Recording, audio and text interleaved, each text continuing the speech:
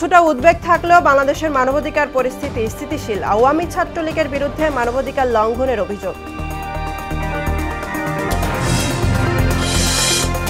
বরগুনায় সরকারি প্রকল্পে কাজ না করে কোটি টাকার বিল উত্তোলন ব্যবস্থা নেওয়ার আশ্বাস কর্তৃপক্ষের। খুলনায় কাজে আসছে না হাজার কোটি টাকার ফুটপাত, হকারদের দখলে বেশিরভাগ জায়গা। কর্তৃপক্ষের উদাসীনতাকে দুষছেন ভুক্তভোগীরা।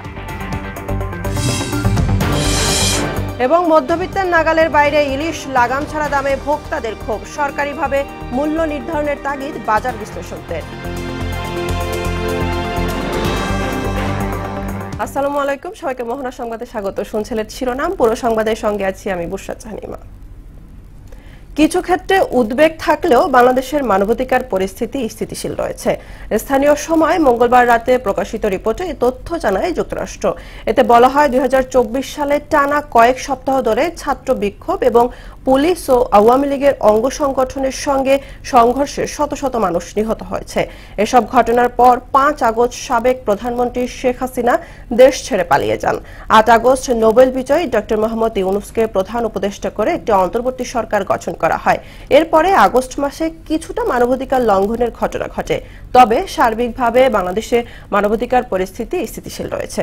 গণমাধ্যমের প্রতিবেদনে গত জুলাইতে ছাত্রলীগের দ্বারা গুরুতর মানবাধিকার লঙ্ঘনের ঘটনাগুলো নথিভুক্ত করা হয়েছে বলেও প্রতিবেদনে বলা হয়।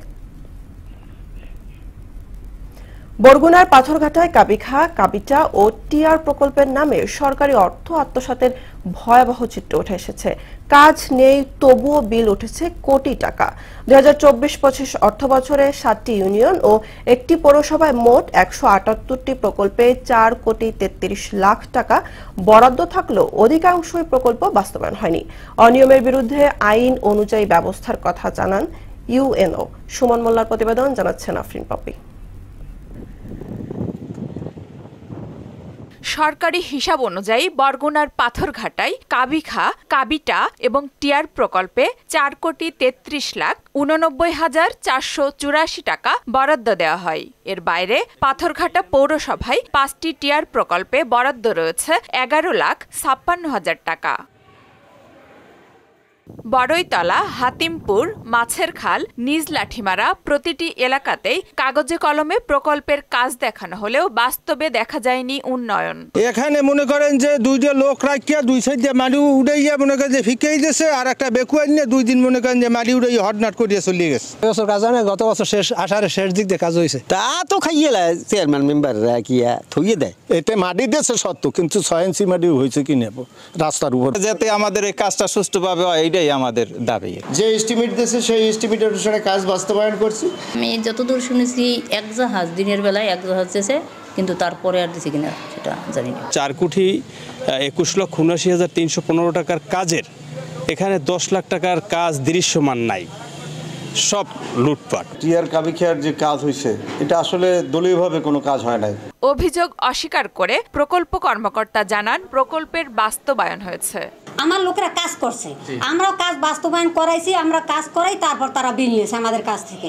আর আপনারা যদি দেখেন যখন কাজ তারা করে নাই, আমার সাথে চলেন বা আমার লোকের সাথে চলেন, কোথায় আপনারা দেখছেন যখন আমার কাজ করেনি। প্রকল্পের কাজ না হলে বিধান অনুযায়ী টাকা ফেরত পাবার নিয়ম রয়েছে বলে জানান উপজেলা নির্বাহী কর্মকর্তা। প্রজেক্টের কাজ হয়নি ভাইয়া, সেটি সুনির্দিষ্ট অভিযোগ দিলে আমরা সেগুলো পরিদর্শন করে আমরা যথাযথ ব্যবস্থা নেব। যদি কাজ না হয়ে থাকে তাহলে সেই টাকা ফেরত দেওয়ার বিধান আছে এবং সেটা আইনগতভাবে আমরা দেখব। বিভিন্ন প্রকল্পে টাকা লুটপাটকারীদের বিরুদ্ধে দৃষ্টান্তমূলক ব্যবস্থা না নিলে ভবিষ্যতে উন্নয়নের নামে দুর্নীতি বাড়বে বলে মনে করেন সবাই। আফরিন পপি, মোহনা সংবাদ। খুলনা নগরীতে চলাচলের জন্য হাজার কোটি টাকা ব্যয়ে নির্মিত ফুটপাত কোনো কাজে আসছে না। নগরীর 31টি ওয়ার্ডের 2 সহস্রাধিক সড়কের বেশিরভাগ ফুটপাত এখন ব্যবসায়ী, হকার ও স্থানীয়দের দখলে। নগরবাসীর অভিযোগ, প্রশাসন, পুলিশ ও সিটি কর্পোরেশনের উদাসীনতায় ফুটপাতগুলো দখল হয়েছে। শহীদুল হাসানের প্রতিবেদন, জানাচ্ছেন তাহসিন তারিন। খুলনা নগরীর পয়ঃনিষ্কাশন ও ড্রেনেজ ব্যবস্থার উন্নয়ন এবং যানজট নিরসন, পথচারীদের নিরাপদ চলাচলের জন্য দৃষ্টিনন্দন ফুটপাত এখন ব্যবসায়ী, হকার ও স্থানীয়দের দখলে। হাজার কোটি টাকা ব্যয়ে নগরীর ৩১টি ওয়ার্ডের ২ সহস্রাধিক সড়ক দখল করে গড়ে উঠেছে অস্থায়ী বাজার। ফলে প্রতিনিয়ত ঘটছে ছোট বড় দুর্ঘটনা। মানুষ চলতে পারে না, যানজটের সৃষ্টি হয় এবং মানুষ প্রতিনিয়তই বিভিন্ন দুর্ঘটনার শিকার হচ্ছে। আমরা দেখি যত্রতত্র যেখানে সেখানে বাজার বসে যাচ্ছে এবং যান চলাচলের অসুবিধা হচ্ছে, সাধারণ পাবলিক হয়রানি হচ্ছে। এদিক দিয়ে এই গাড়ি চলে আসতেছে, ফুটপাতের জায়গা নাই, রাস্তা নাই, আমরা কোন দিক দিয়ে যাব? অনেক অসুবিধা। পুনর্বাসনের ব্যবস্থা করে বৈধ বাজার করে দেওয়ার দাবি জানান ফুটপাত ব্যবসায়ীরা। জায়গা নেই কোথাও, এই জন্যই পেটের দায়, ছেলে মেয়ে খাওয়া দেয়, এই আর কি। তাও পেটের দায়, রোডের পরে ব্যবসা করি। ফুটপাতে উচ্ছেদ নিয়মিত পরিচালনার কথা জানিয়ে এই কর্মকর্তা বললেন, আগামীতে উচ্ছেদ অভিযান আরও জোরদার করা হবে। আমাদের সিটি কর্পোরেশনের পক্ষ থেকে সবসময় নিরুৎসাহিত করা হয়। আপনারা হয়তো দেখে থাকবেন যে বিভিন্ন বাজারে আমরা নিয়মিত অভিযানও করছি, এছাড়া তদারকিও করছি। নগরী শৃঙ্খলা ফেরাতে ও নিরাপদ চলাচলে সিটি কর্পোরেশন, প্রশাসন ও সংশ্লিষ্ট সকলকে কঠোর ব্যবস্থা গ্রহণের কথা জানান এই নাগরিক নেতা। যেসব অঞ্চলে বড় বড় শোরুমগুলো আছে, তারাও আমরা দেখেছি তাদের যে শোরুম বা দোকান, তার অংশবিশেষ এই ফুটপাতে চলে আসে। এবং শুধু তাই না, তাদের যে পসরা সাজিয়ে বসেন, তাদের যে পণ্য এবং তাদের যে সেলসম্যান থাকেন, তারা কখনো কখনো একদম মূল রাস্তায়ও চলে আসেন। 1990 সালে প্রতিষ্ঠিত ৪৫ বর্গ কিলোমিটার আয়তনের খুলনা সিটি কর্পোরেশনে প্রায় ২ সহস্রাধিক ছোট বড় সড়ক রয়েছে। তাহসিন তারিন, মোহনা সংবাদ। মধ্যবিত্তের নাগালের বাইরে স্বাদের মাছ ইলিশ। সিন্ডিকেট চক্রের কারণে ভরা মৌসুমেও প্রিয় মাছের স্বাদ বঞ্চিত সীমিত আয়ের মানুষ। লাগাম ছাড়া দামে ক্রেতারা ক্ষোভ জানালেও বিক্রেতারা বলছেন ৪-৫ হাত বদল হওয়ার কারণে ইলিশের দাম এমন আকাশ ছোঁয়া। বাজার বিশ্লেষকরা বলছেন, সবার পাতে রূপালী ইলিশের স্বাদ পৌঁছাতে সরকারিভাবে দাম নির্ধারণ করে দেওয়াই একমাত্র সমাধান। মোহাম্মদ সোহেলের ক্যামেরায় উষা ফেরদৌসের রিপোর্ট। বিশ্বজুড়ে উৎপাদিত ইলিশের অন্তত ৮০% আহরিত হয় বাংলাদেশের নদী ও সাগর থেকে। বর্তমানে ১২৫টি উপজেলার নদ নদীতে ইলিশ পাওয়া যাচ্ছে। চলতি বছর থেকে ভারতের সঙ্গে মিল রেখে বাংলাদেশে ১৫ এপ্রিল থেকে ১১ জুন পর্যন্ত ইলিশ শিকারে নিষেধাজ্ঞা জারি করা হয়। কিন্তু তাতে সাধারণ মানুষের কতটুকু লাভ হয়েছে সেটি বড় প্রশ্ন হয়ে দেখা দিয়েছে। যেখানে আসলে ৫০০ থেকে ৬০০ টাকা কেজি, এখন ওই ইলিশটা ১৮০০-১৯০০ টাকা কেজি, আমরা কিভাবে খাবো ইলিশ মাছটা? খুব একটা খরচ করতে হয় ইলিশ মাছ পালার জন্য, তা তো না। প্রাকৃতিক মাছ এবং আমরা প্রতি বছর ২ মাস ৩ মাস বছরে ২ বার ইলিশ মাছ ধরা বন্ধ রাখি। তাতে তো ইলিশের উৎপাদন আরও বাড়ার কথা আমাদের। এবং উৎপাদন আমরা দেখতেছি, বাজারে মাছ দেখি, কিন্তু দামটা হচ্ছে আমাদের ক্রয় ক্ষমতার অনেক বাইরে। জাতীয় ইলিশ হলে কি হয়েছে, বাট আমরা সেভাবে ইলিশ খেতে পারছি না। এটা আমাদের একটা অনেক বড় দুঃখ। আমরা ভেবেছিলাম যে মনে হয় আমরা এবার খেতে পারবো, এতদিন খেতে পারিনি, বাট এবার খেতে পারবো। এবারও সেই একই পজিশনেই আমরা আছি, তাহলে কি লাভ হলো? সিন্ডিকেটের কারণেই এই ইলিশের দামটা বেশি। ইলিশের কোনো উৎপাদন কম আছে, ইলিশের কোনো খরচ আছে। ৮০০ গ্রামের বেশি কিন্তু ১ কেজির কম। বাজারে এমন ইলিশের দাম ২০০০ টাকা, আর ১ কেজি ছাড়ালে ২৫০০ থেকে ৩০০০ টাকা। এই মাছ আমি ১০ টাকা পিছু বেচছি, আর সেই মাছ এখন ১৫০০-১৬০০ টাকা বিক্রি করতে হয়। ওইখান থেকে ৪ হাত পরে আমরা পাই, আমরা তো লাভ করি আপনার 5%। কয় হাত বদলে কর্তৃকা বরিশাল থেকে ঢাকায় আইছে, লঞ্চে আইসা ঢাকায় এসে পড়ছে। যোগান ও সরবরাহে ঘাটতি নেই, তারপরও কেন সাধারণের নাগালের বাইরে রূপালী মাছের দাম? কারণ ঘুরে ফিরে একটাই, বিনিয়োগকারী, মৎস্যজীবী, আড়তদার এবং পাইকারি ব্যবসায়ীদের অদৃশ্য সিন্ডিকেট। সিন্ডিকেট মানে হচ্ছে একটা গ্রুপ যারা এটাকে নিয়ন্ত্রণ করে, সরাসরি ভোক্তার হাতে আসছে না। এই হাত বদল যত কমানো যাবে তত দাম কমবে, যতই বাড়ুক তার চেয়েও একটা সহনীয় পর্যায়ে হয়তো দামটা থাকবে। মাছ স্টক করে রাখে, পরবর্তীতে ছাড়ে, অথবা যখন যেদিন বেশি পরিমাণে ধরা পড়েছে সেদিন সব মাছ বিক্রি করে দেয় না, অন্য সময় আবার বেশি দামে বিক্রি করে। বাঙালির পাতে ইলিশের টুকরো তুলে দিতে সরকারকে বাজার ব্যবস্থাপনায় নজর দেওয়ার তাগিদ দিয়েছেন অধ্যাপক ডক্টর শাহাবুদ্দিন। আনএক্সপেক্টেড দামটা আমি নিজেও কিনতে পারছি না। উষা ফেরদৌস, মোহনা সংবাদ, ঢাকা। অনেক স্থায়ী ক্যাম্পাসের দাবিতে রবীন্দ্র বিশ্ববিদ্যালয়ের শিক্ষার্থীরা রেল লাইন অবরোধ করে বিক্ষোভ করছে। সেখান থেকে আমাদের সঙ্গে যোগ দিচ্ছেন সহকর্মী সোহেল রানা।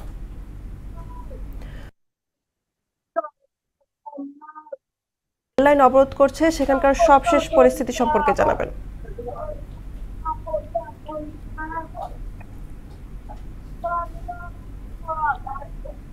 ধন্যবাদ। আপনি যেমনটি বলছিলেন যে গত 9 বছর যাবত কিন্তু রবীন্দ্র বিশ্ববিদ্যালয় স্থাপিত হয়েছে। সেই রবীন্দ্র বিশ্ববিদ্যালয় স্থাপিত হওয়ার পর থেকে কিন্তু তারা ভাড়া ক্যাম্পাসে তারা কিন্তু ক্লাস করছেন এবং তারা কিন্তু গত 26 জুলাই থেকে কিন্তু তারা কিন্তু বিভিন্ন দাবি দেওয়াতে কিন্তু তারা আন্দোলন সংগ্রাম করে যাচ্ছে। আজকে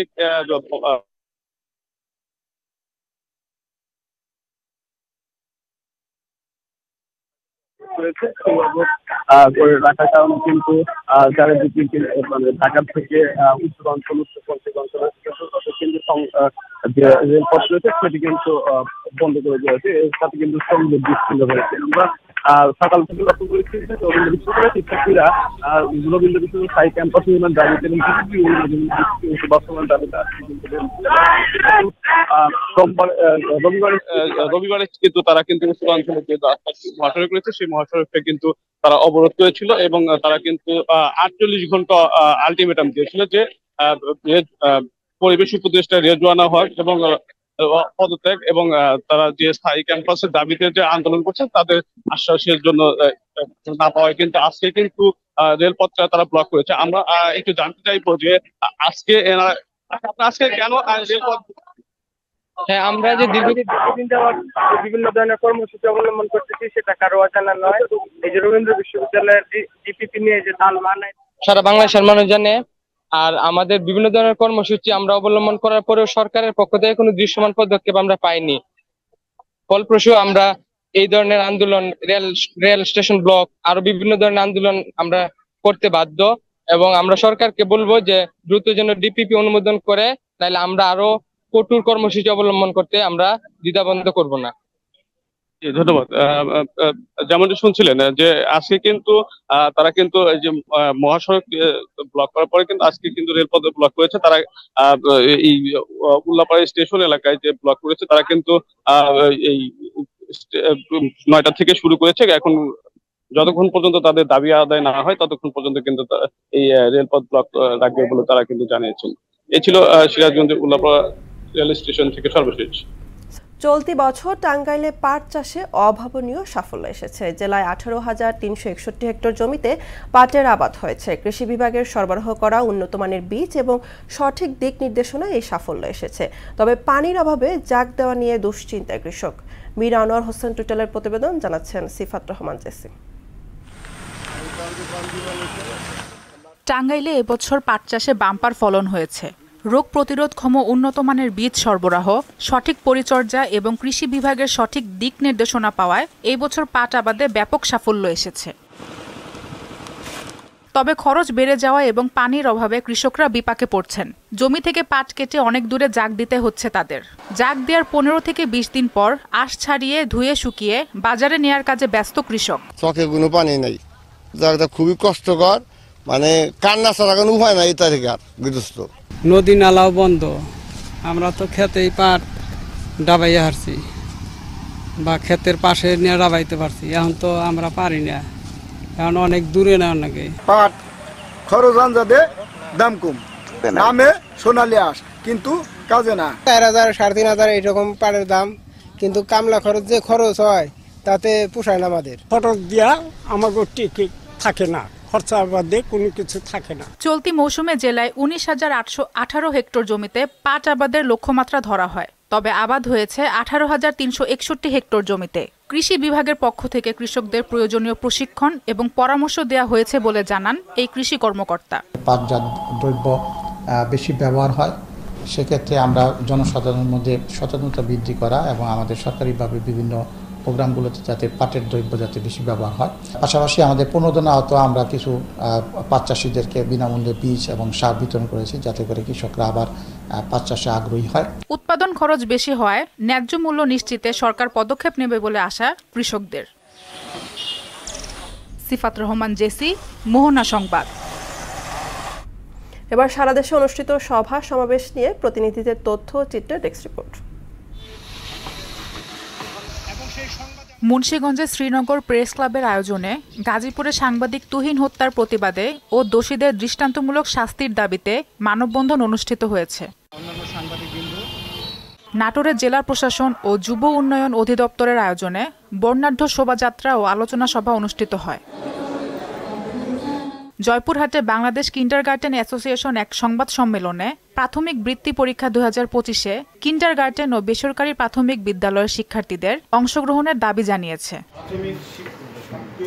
রাঙামাটিতে জাতীয় ও আন্তর্জাতিক যুব দিবস উপলক্ষে বর্ণাঢ্য র্যালি অনুষ্ঠিত হয়। জেলা প্রশাসনের উদ্যোগে নওগাঁয় আন্তর্জাতিক যুব দিবস পালন করা হয়। বাংলাদেশ থ্যালাসেমিয়া ফাউন্ডেশনের উদ্যোগে দেশব্যাপী থ্যালাসেমিয়া সচেতনতা বিষয়ক সেমিনার অনুষ্ঠিত হয়েছে। গাজীপুরের শ্রীপুর উপজেলা যুব উন্নয়ন অধিদপ্তরের আয়োজনে আলোচনা সভা, র্যালি, পুরস্কার বিতরণ ও শপথ বাক্য পাঠ করা হয়েছে। স্থায়ী ক্যাম্পাসের দাবিতে ঢাকা পাবনা মহাসড়কে রবীন্দ্র বিশ্ববিদ্যালয়ের শিক্ষক শিক্ষার্থী, কর্মকর্তা ও কর্মচারীদের সেমিনার অনুষ্ঠিত হয়েছে। কুষ্টিয়ার কুমারখালী পৌরসভায় অবৈধ অটোরিকশার উৎপাত ও যানজট সৃষ্টির প্রতিবাদে প্রশাসনের কাছে স্মারকলিপি প্রদান করেছে সুশীল সমাজ। আন্তর্জাতিক আদিবাসী দিবস উপলক্ষে গাইবান্ধার গোবিন্দগঞ্জে সমাবেশ পালন করেছে সাঁওতাল জনগোষ্ঠী। জয়পুরহাটের পাঁচবিবি উপজেলা প্রশাসন ও যুব উন্নয়ন অধিদপ্তরের আয়োজনে জাতীয় ও আন্তর্জাতিক যুব দিবস পালিত হয়েছে। বরিশাল বিভাগের সার্বিক উন্নয়ন, অবকাঠামো আধুনিকায়ন ও স্বাস্থ্যসেবার মানোন্নয়নে 27 দফা দাবি উত্থাপন করেছে বরিশাল বিভাগ উন্নয়ন ও স্বার্থ সংরক্ষণ কমিটি। টাঙ্গাইলের সখীপুরে এসএসসি পরীক্ষায় জিপিএ 5 প্রাপ্ত শিক্ষার্থীদের সংবর্ধনা দেয়া হয়েছে। সিফাত রহমান, জেসি, মোহনা সংবাদ। এবার দেশের বাইরের খবর। ইসরায়েলি বর্বরতায় গাজায় নতুন করে 73 ফিলিস্তিনি নিহত হয়েছে। এছাড়া অনাহার আর অপুষ্টিতে আরও 5 জনের মৃত্যু হয়েছে। এতে প্রায় 2 বছর ধরে চলা তাণ্ডবে 61,600 ছাড়িয়েছে প্রাণহানি। এদিকে ইসরায়েলের হাইফা বন্দর, নেঘেভ সহ 4টি গুরুত্বপূর্ণ স্থানে ড্রোন হামলা চালিয়েছে ইয়েমেনের হুতিরা। মঙ্গলবার রাতে আন্তর্জাতিক সংবাদ মাধ্যম আল জাজিরার এক প্রতিবেদনে এ তথ্য জানানো হয়। গাজায় ইসরায়েলের হামলা বন্ধ আর অবরোধ তুলে না নেওয়া পর্যন্ত এ ধরনের হামলা অব্যাহত থাকবে বলে জানায় গোষ্ঠীটি। দর্শক, এ পর্যায়ে জানিয়ে দিচ্ছে আজকের সংবাদপত্রের গুরুত্বপূর্ণ শিরোনামগুলো।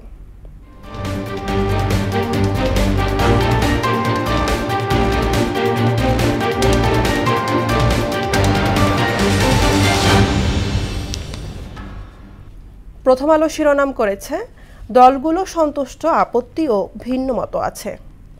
2 দেশের সম্পর্ক গভীর করার প্রত্যয়, 5 সমঝোতা স্মারক ও 3টি নোট বিনিময় চুক্তি সই।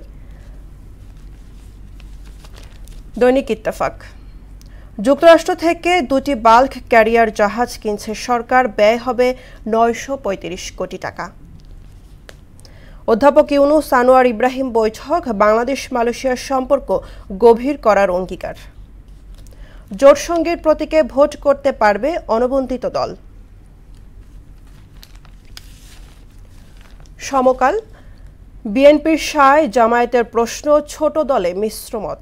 অন্তর্বর্তী সরকারের 1 বছর পররাষ্ট্র মন্ত্রণালয় সংস্কারের বাইরেই রয়ে গেছে। নারী আসন নিয়ে ঐক্যমত্য কমিশনের সিদ্ধান্তে ক্ষোভ।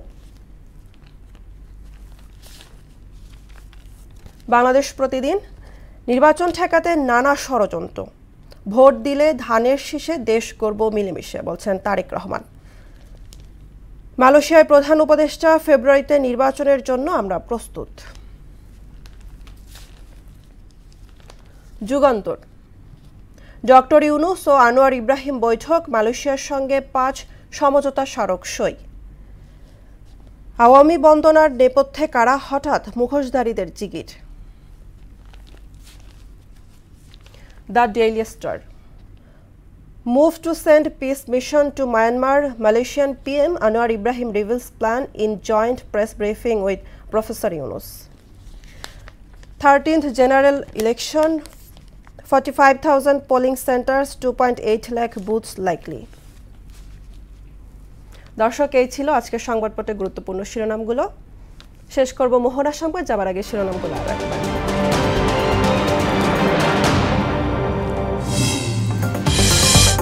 কিছুটা উদ্বেগ থাকলেও বাংলাদেশের মানবাধিকার পরিস্থিতি স্থিতিশীল। আওয়ামী ছাত্রলীগের বিরুদ্ধে মানবাধিকার লঙ্ঘনের অভিযোগ।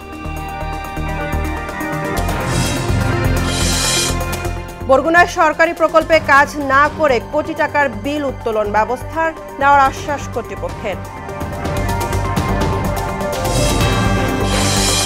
খুলনায় কাজে আসছে না হাজার কোটি টাকার ফুটপাত, হকারদের দখলে বেশিরভাগ জায়গা। কর্তৃপক্ষের উদাসীনতাকে দুষছেন ভুক্তভোগীরা। এবং মধ্যবিত্তের নাগালের বাইরে ইলিশ লাগাম ছাড়া দামে ভোক্তাদের ক্ষোভ। সরকারিভাবে মূল্য নির্ধারণের তাগিদ বাজার বিশ্লেষকদের।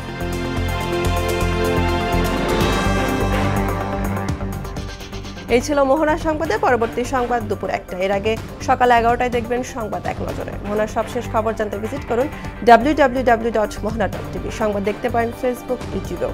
এতক্ষণ সঙ্গে থাকার জন্য ধন্যবাদ।